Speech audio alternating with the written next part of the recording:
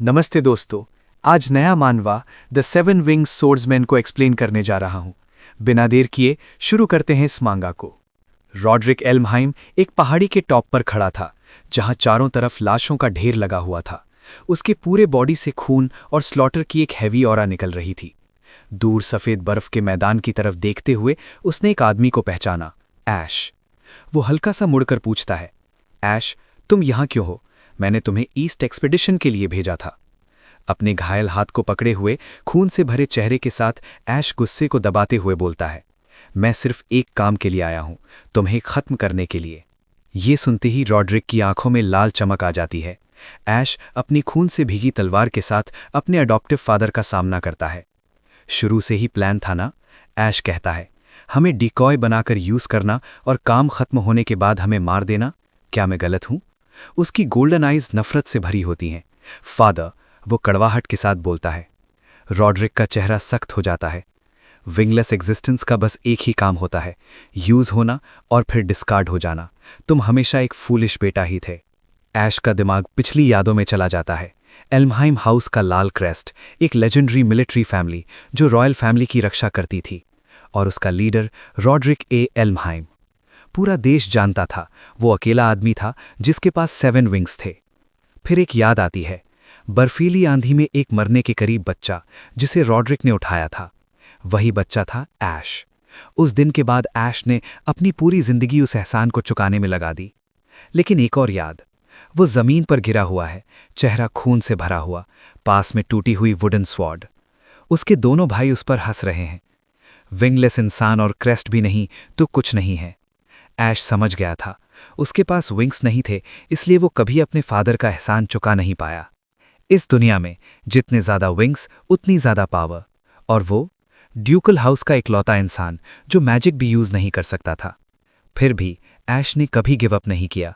वो दिन रात ट्रेनिंग करता रहा, लकड़ी के डंडे से प्रैक्टिस, एंडलेस पुशअप्स, तूफान और बारिश में भी ट्रेनिंग, सिर्फ एक बिलीफ के साथ, एक दिन मेरी मेहनत का रिजल्ट मिलेगा।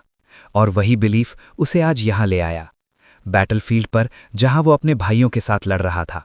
फिर अचानक एनिमी फोर्सेस ने उन्हें घेर लिया। ये एम्बुश है, किसी ने चिल्लाया।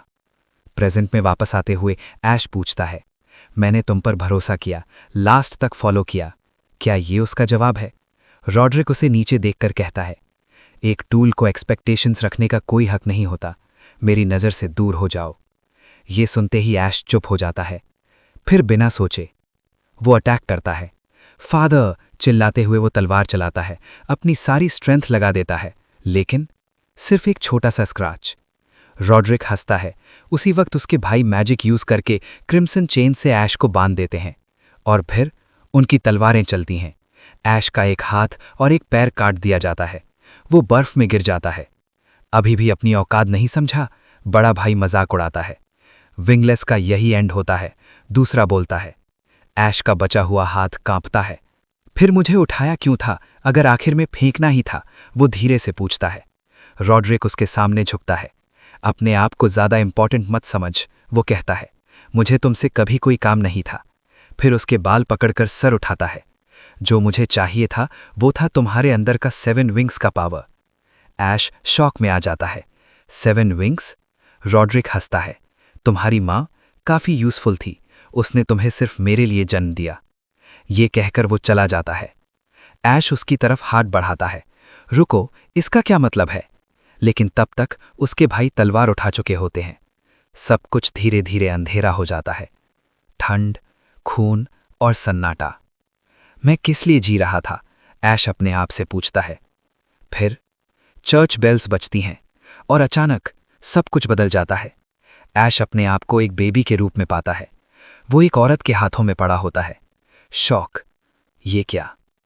वो अपने छोटे हाथ को देखकर समझ जाता है वो दोबारा पैदा हो चुका है। तभी गोल्डन लाइट्स अपीयर होती हैं। उनमें वो देखता है घोड़े पर सोल्जर्स जो चिल्लाते हुए किसी औरत और एक बेबी को ढूंढ रहे हैं। लॉर्ड रॉड्रिक के लिए उस बच्चे को ढूंढो। ऐश का दिल कांप उठता है। वो मुझे ढूंढ रहे हैं? उसे याद आता है, उसे भी एक बर्फीली रात में उठाया गया था। क्या वो सच में पास्ट में वापस आ गया है? डर उसे फोर्स में बदल देता है। यहां रुका तो फिर से उनके हाथ लग जाऊंगा। वो क्रॉल करना शुरू करता है।